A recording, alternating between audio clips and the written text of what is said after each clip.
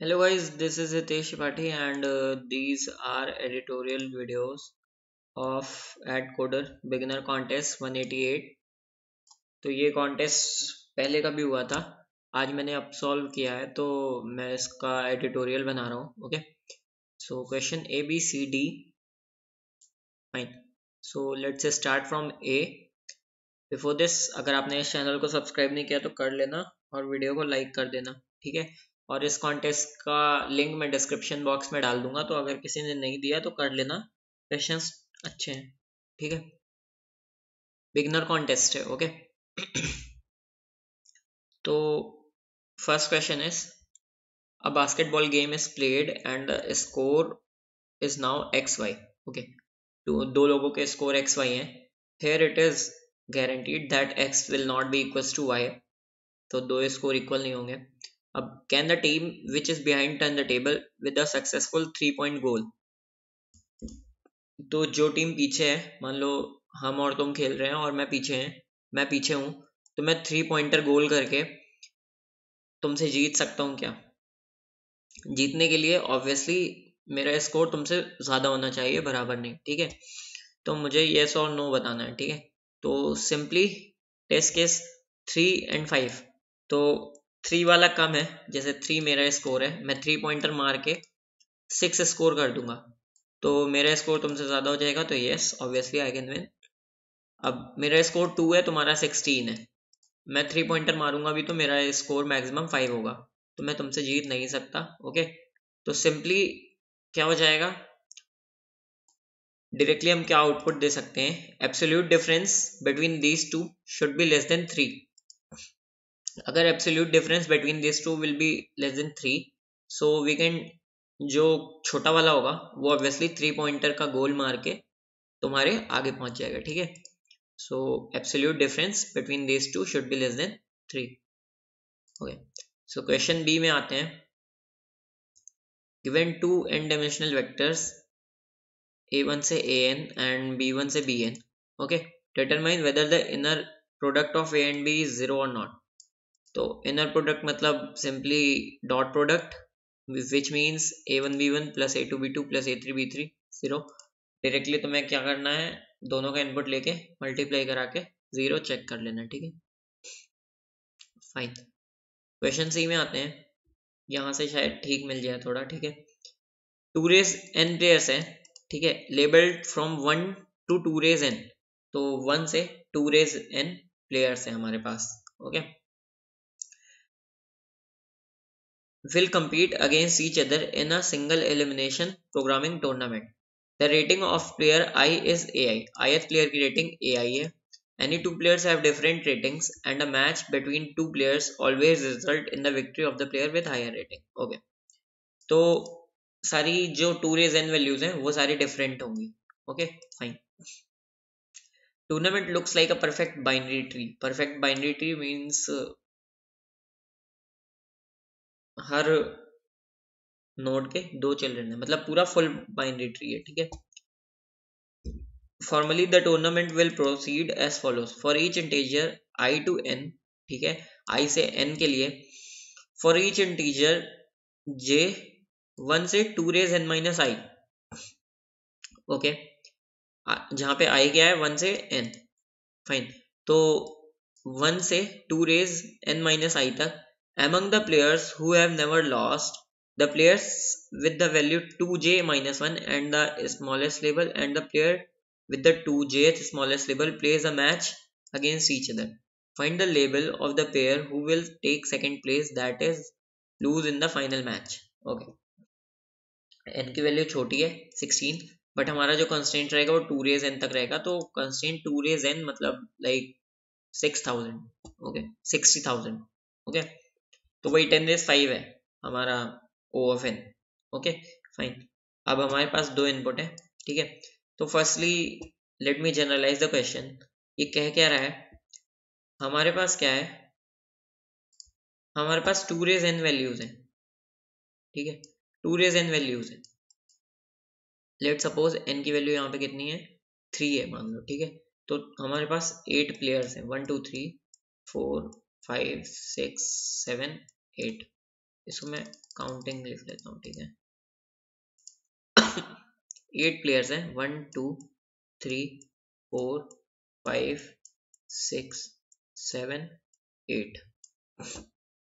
Okay, अब 8 players में हर आई की वैल्यू के लिए, आई की वैल्यू, एन की वैल्यू कितनी रखी थी हमने 3, ठीक है। आई की वैल्यू कितनी कितनी हो जाएंगी हमारी 1 1 2 एंड 3, ठीक है। आई की वैल्यू 1 रखते हैं हम, तो जे की वैल्यू कितनी हो जाएगी आई की वैल्यू 1 के लिए, जे की वैल्यू हो जाएगी 1 2 2 रेज n माइनस 1 मीन्स 4, ठीक है। अब जे की वैल्यू 1 to 4 है, ठीक है। मतलब कि तुम कह सकते हो कि इसमें 4 मैचेस होंगे, 8 प्लेयर्स के बीच में 4 मैचेस होंगे।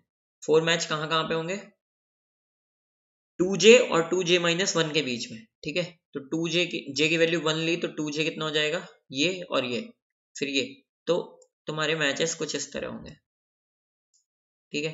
ये पहली बार मैं मैच करवा रहा हूँ अपने, ठीक है। अब ऑब्वियसली जो हार गया उसको हमें अलग करना है, तो हारेगा कौन कौन, 1 हार जाएगा, ये हार जाएगा, ये हार जाएगा, ये हार जाएगा। लेट सपोज ये वैल्यूज हैं, ठीक है, ये इनके स्कोर्स हैं, तो इसका स्कोर कम है, इसका स्कोर कम है, इसका स्कोर कम है, इसका स्कोर कम है, ये सारे हार गए। अब हमारे प्लेयर्स कौन कौन से बचे 2 4 6 8। नेक्स्ट मैच हमारे कितने होंगे 2 मैचेस होंगे इन दोनों के बीच में, ठीक है। फिर इन दोनों के बीच में मैच होगा तो ये और ये हट जाएगा, ठीक है। फिर लास्ट में ये दोनों के बीच में मैच होगा 4 और 8, लास्ट मैच। वो कह रहा है हमें बताना क्या है, the label of the player who will take the second place that is lose in the final match, lose in the final match. तो फाइनल मैच में कौन हारेगा ये वाला प्लेयर, तो हमें इस प्लेयर का इंडेक्स बताना है, ठीक है।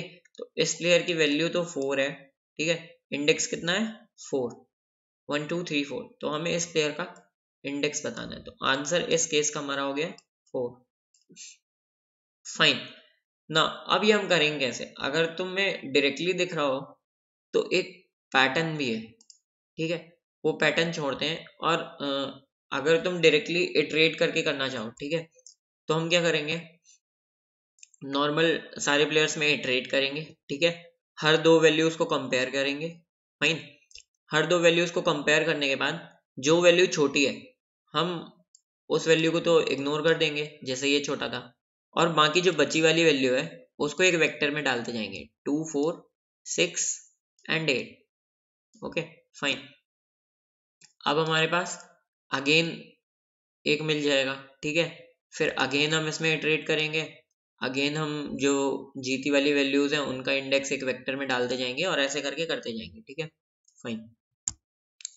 नाउ ये तो हो गया इटरेशन वाला मेथड, लाइक ब्रूट। दूसरा मेथड हम क्या देख सकते हैं कि अगर हम यही वाला एग्जांपल है,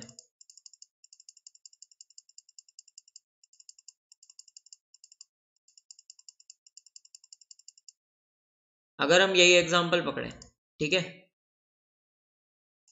हम ये वाला एग्जांपल पकड़ रहे हैं। इस एग्जांपल में ये देखो कि जो हमारा विनर है, तो पूरे टोटल गेम का विनर कौन होगा, पहले ये देखते हैं। पूरे टोटल गेम का विनर तो ऑब्वियसली जो मैक्सिमम वैल्यू होगी वो होगी, इट्स ऑब्वियस। कैसे, जो तुम्हारी मैक्सिमम वैल्यू है एंड में वही रह जाएगी, है ना। यहाँ पे मैक्सिमम वैल्यू 8 है, तो तुम अगर टोटल विनर निकालोगे इस गेम का तो 8 तो हमेशा मैक्सिमम वैल्यू जीतेगी, ठीक है। ठीक है, तो मैक्सिमम वैल्यू हमारी जीतने वाली ये हो गई। अब सेकंड जो रनर अप हमें बताना है, रनर अप का इंडेक्स कौन सा होगा। तुम डायरेक्टली ये नहीं कह सकते कि रनर अप हमारा क्या होगा सेकंड मैक्सिमम वैल्यू। क्यों नहीं कह सकते, क्योंकि सेकंड मैक्सिमम वैल्यू हमारी कौन सी है अभी 7 है, ठीक है। तो जब पहली बार हम मैच करवा रहे होंगे तो 7 हमारी क्या होगी 8 से हारने के बाद हट जाएगी यहाँ से, इसलिए 7 हमारा आंसर नहीं हो सकता।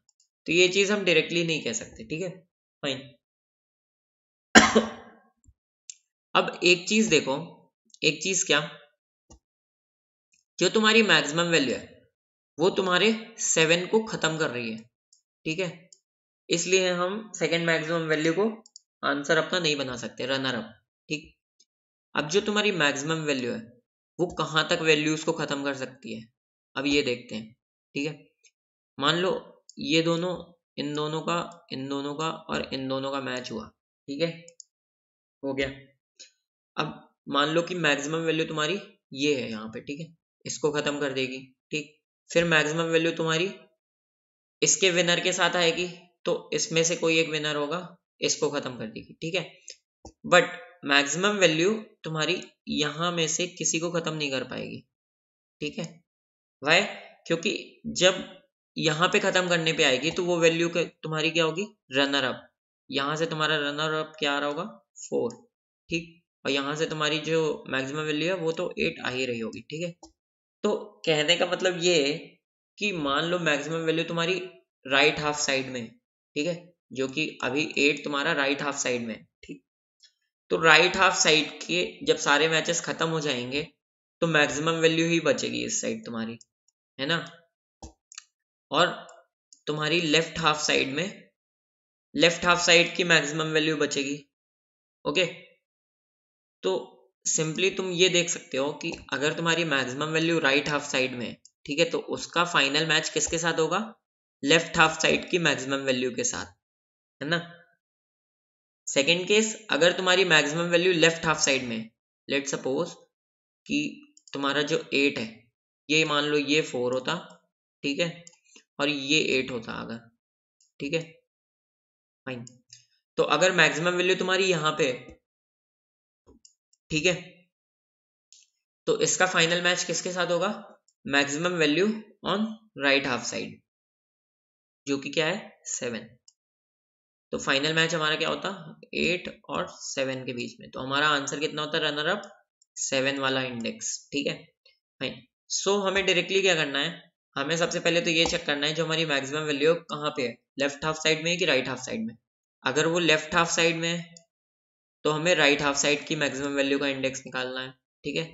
और अगर वो राइट हाफ साइड में, जैसे 8 यहाँ पे होता, तो हमें लेफ्ट हाफ साइड की मैक्सिमम वैल्यू का इंडेक्स निकालना है। तो सिंपली इसका इम्प्लीमेंटेशन दिखाने की जरूरत, फिर भी दिखा देता हूँ, ठीक है।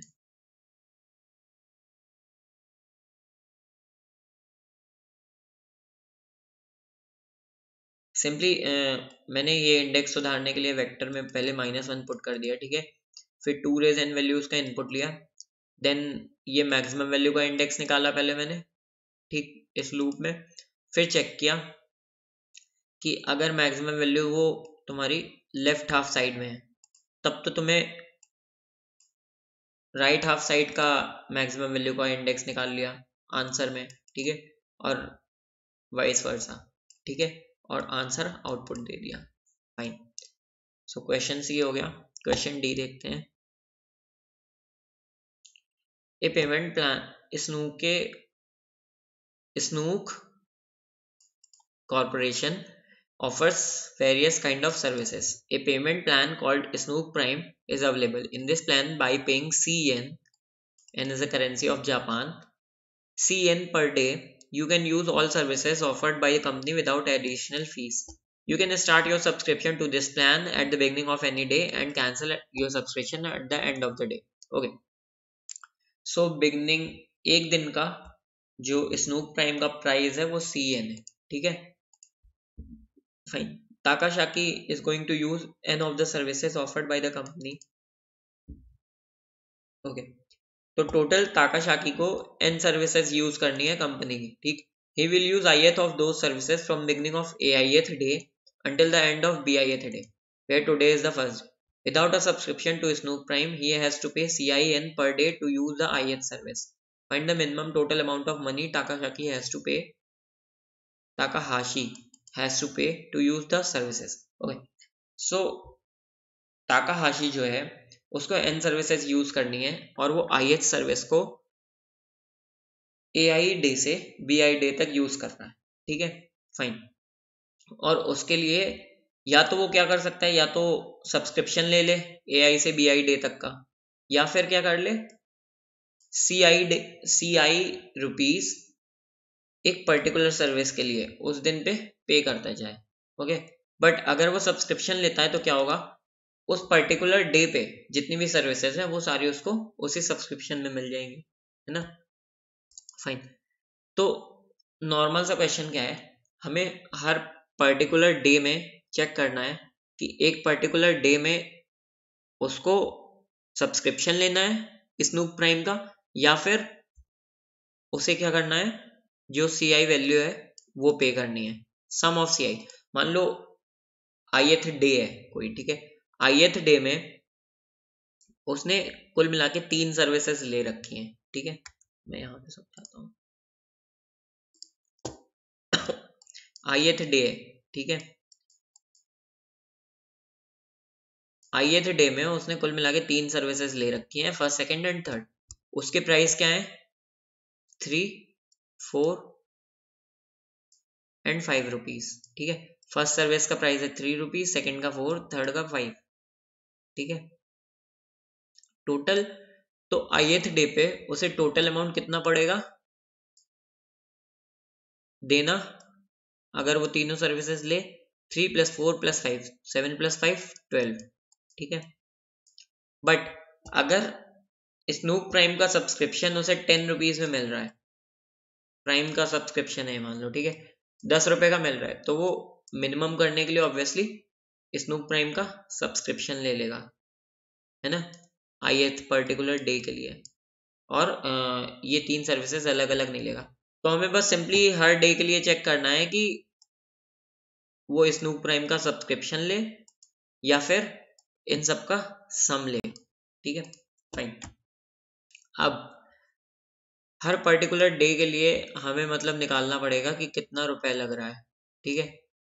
अब देखते हैं कि कंस्ट्रेंट्स क्या है। AI और BI की वैल्यू तो 10⁻⁹ है, तो हम पर्टिकुलर डे पे ऑपरेट कर नहीं सकते। Okay, fine. तो अब हम इसके लिए कोई दूसरी वैल्यू, कोई दूसरी तरकीब निकालते हैं। कैसे, अगर पहले किसी ने ऐसे क्वेश्चंस किए हों रेंज वाले, ठीक है, तो हम रेंज वाले क्वेश्चंस में क्या करते हैं, हम क्या करेंगे, हमारे पास है क्या, AI, BI, CI, ठीक है। AI क्या है, स्टार्टिंग डे, BI क्या है, एंडिंग डे, और CI क्या है, हमारा कॉस्ट, ठीक। हम क्या करेंगे, हम एक वेक्टर ऑफ पेयर बनाएंगे, ठीक है। उस पेयर में हम क्या डालेंगे, जब भी हमारा स्टार्ट हो रहा है, ठीक है, AIth डे पे, तो हम क्या करेंगे, AI -1 और CI डालेंगे वेक्टर में, ठीक है। और जब भी एंड हो रहा है तो हम BI और -CI डालेंगे अपने वेक्टर पे, ठीक है। अब अगर हम इसी वेक्टर को सॉर्ट कर देंगे तो हमारे पास रहेगा क्या, ये देखते हैं पहले। तो हमारे पास वेक्टर में क्या मिलेगा, सारी जो भी स्टार्टिंग डेज हैं वो सारे एक साथ, मतलब जो भी सेम डेज हैं, पहली बात तो मान लो second day, second day two, day two, day two, day two, day two पे अगर कई सारी सर्विसेज शुरू हो रही हैं तो वो सारी एक साथ आ जाएंगी, पहली बात तो, ठीक है। तो सेकेंड डे पे मान लो 3 रुपीज लग रहे हैं, ये डे है और ये कॉस्ट है, ठीक है, ये कॉस्ट है, ठीक। डे टू पे तुम्हारी 4 रुपए लग रहे हैं, डे टू पे तुम्हारे 5 रुपए लग रहे हैं, ठीक है। और डे 4 पे कुछ मान लो कि इन सबका सब्सक्रिप्शन डे 4 का था, तो -5 हो गए, डे 4 पे तुम्हारे -4 हो गए, और डे 4 पे तुम्हारे -3 हो गए, ठीक है। अब अगर तुम यहां से एक सम मेंटेन करके चलो, ठीक है, जो कि है तुम्हारा 3, यहाँ पर 3 होगा, यहाँ पर 7 होगा, यहाँ पर 12 होगा, ठीक। यहाँ पर जैसे ही आओगे तो यहाँ पे तुम्हारा सम हो जाएगा 7, ठीक है। और जैसे ही तुम्हारे डे डिफरेंट हो रहे हैं, मतलब टू, जहां तक तो सेम थे तो तुम सम करते गए, जैसे ही तुम्हारा डे डिफरेंट हुआ, मतलब यहाँ पे तुम इन सारे डेज के लिए या तो सब्सक्रिप्शन ले सकते हो, ठीक है, डे 2 के लिए, डे 2 से डे 4 के लिए मान लो, ठीक है, डे 2 से डे 4 के लिए, मतलब 4 - 2, या तो इतने डेज के लिए तुम सब्सक्रिप्शन ले सकते हो जिसका अमाउंट C है, ठीक है, या तो इसका सम तुम्हें लगेगा इतने डेज के लिए जो कि 12 है, ठीक है। क्या समझ में आया इससे? इन दोनों का मिनिमम, ठीक है,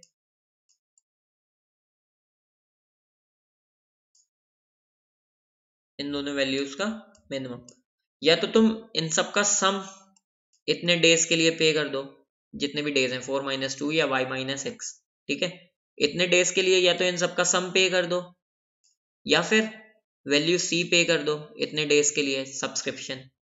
सिंपल सा है, ठीक है। अगर रेंज वाले क्वेश्चन पहले किसी ने कर रखे हैं तो वो ये वाला मेथड जानता हो।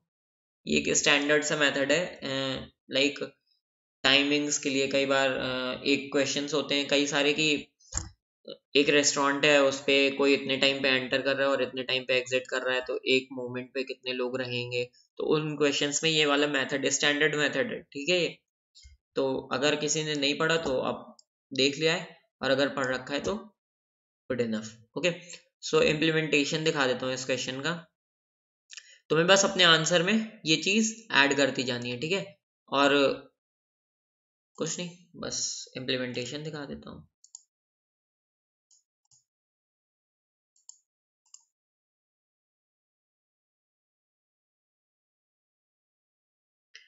ये इनपुट ले लिया और ये तुमने डाल दिया, ये तुमने एंट्री के लिए डाला, मान लो, ठीक है, कौन सी डे पे स्टार्टिंग चल रही है x - 1 और कॉस्ट, और ये एग्जिट कौन से डे पे उसने बंद कर दिया, तो -z कर देंगे, ठीक है। सॉर्ट कर दिया सबको ताकि सारे सेम डेज एक साथ आ जाएं, ठीक है, और सॉर्टेड भी हो जाए। अब प्रीवियस में हमारा क्या रहेगा, प्रीवियस डे, ठीक है। करंट में हमारा क्या रहेगा, करंट कॉस्ट, ठीक है, और आंसर में हमारा आंसर। जहां पर भी हमारा जो डे है,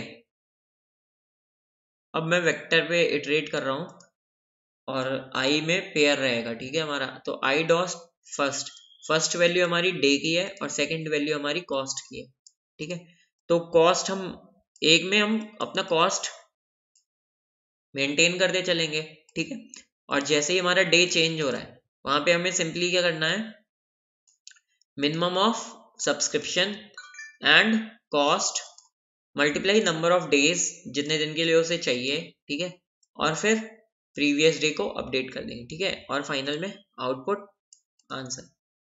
so thank you guys for watching this video.